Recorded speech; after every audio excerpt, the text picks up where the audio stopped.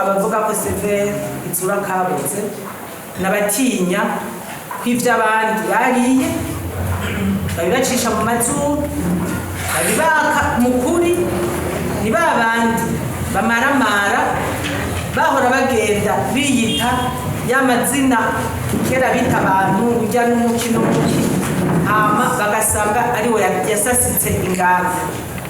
Rero birababaje kandi kibabaje nuko hari abana bavuka kuri abo bamaramara kandi ataruhara barigizemo.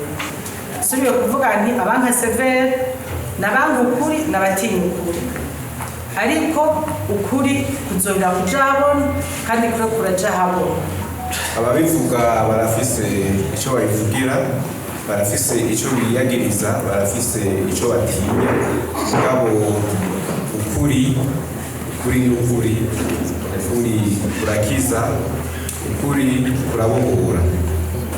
Abo bavuga ko mwebwe abaje ngaha imurimo cyane cyane shikikire ijambo perezida yavuze ati mwebwe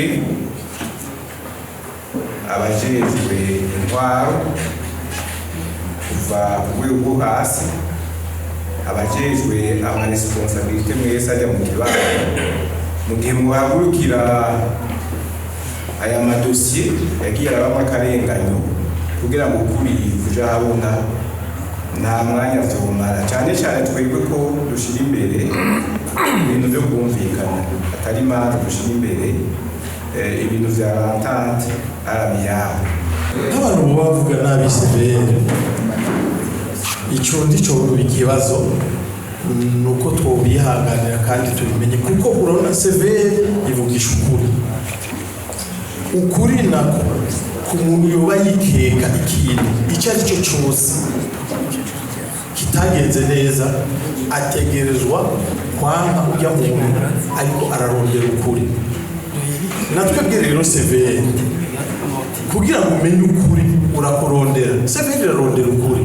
Urabonye n'amadokima ngaho bagiye barabereka yasinywe mu myaka y'72 bijya byose nta n'umwe yari abizi.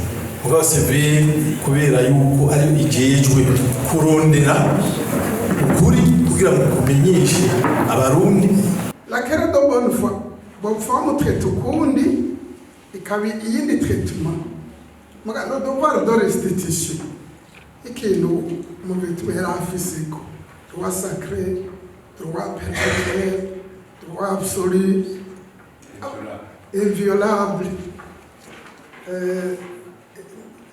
Nishoboka washaka nje dans l'histoire Mustanteri dufate ko ya participa muri ayo makrimi akica umuntu agaca yiyatriwe iyo nzu nawe ugacurigura Mustanteri utazi l'histoire de la maison. Ce n'est pas une institution judiciaire ije gutoza ukuri kugira abantu bashobore kunywana, hanyuma mu nyuma ubufise icyo ashobora kuja kwitwarira icamuriya ubutungane buguma bwuguruye kuri uwo muntu. Muga icyo severe idakora bishobora gufata ibyo yatohoje guhereza umuntu amatari kw'icemezo mu masentare, kubera severe itohoza ukuri kuja mu ntumbero yo kunywanisha abantu. Twitomoye neza ni witure severe ambone diforme, hanyuma bazoheza turabe bikurikira kwandika kete, hanyuma witure severe muri Gitega hariho urusengero Gitega muramuwe umutura.